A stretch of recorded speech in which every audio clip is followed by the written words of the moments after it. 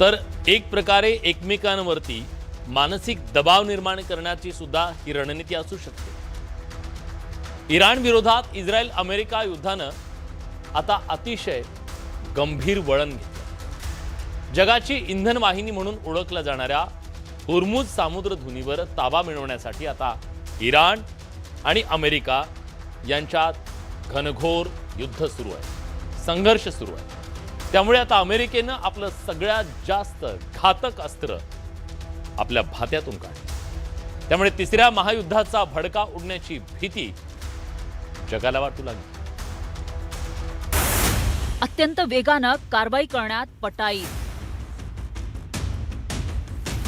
जगात कुठेही ते सर्वात आधी पोहोचतात। टार्गेटवर अचूक हल्ला करण्याची क्षमता। जगाला ज्याची भीती वाटत होती तेच आता घडताना दिसतंय।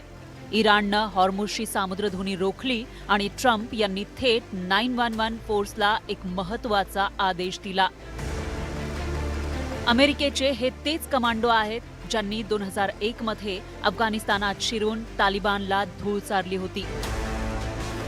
आता ही 911 फोर्स हॉर्मुझ सामुद्रधुनीच्या दिशेनं रवाना झालीय, कारण या सामुद्रधुनीत इराणनं जगाची 97% तेलवाहू जहाजं रोखून धरली आहेत। ही सामुद्रधुनी इराणच्या धाकातून मुक्त करण्यासाठी ट्रम्प यांनी ते पाऊल उचललंय। 911 फोर्समध्ये 2500 अत्यंत प्रशिक्षित सैनिक असतात। जमीन, हवा आणि समुद्रात लढण्यात ते सक्षम आहेत। एक्झिबिशनरी फोर्स म्हणून ते कार्यरत आहेत। हॉर्मुझची सामुद्रधुनीतून जगातील 20% कच्च्या तेलाची वाहतूक केली जाते। पण इराण-इस्रायल युद्धामुळे इराणनं हॉर्मुझ सामुद्रधुनी बंद केली आहे। गेल्या काही दिवसात इथून जाणाऱ्या तेलवाहू जहाजांवर क्षेपणास्त्र हल्ले करण्यात आलेत। इराणनं या खाडीत सुरुंग पेरलेत, त्याची धास्ती सगळ्या जगानं घेतलीय। या पार्श्वभूमीवर अमेरिकेचे राष्ट्राध्यक्ष डोनाल्ड ट्रम्प यांनी घातक 911 फोर्सला हॉर्मुझकडे धाडलंय। पण त्यामुळे केवळ आखातच नाही तर जगात महायुद्ध पेटण्याची भीती व्यक्त केली जातीये।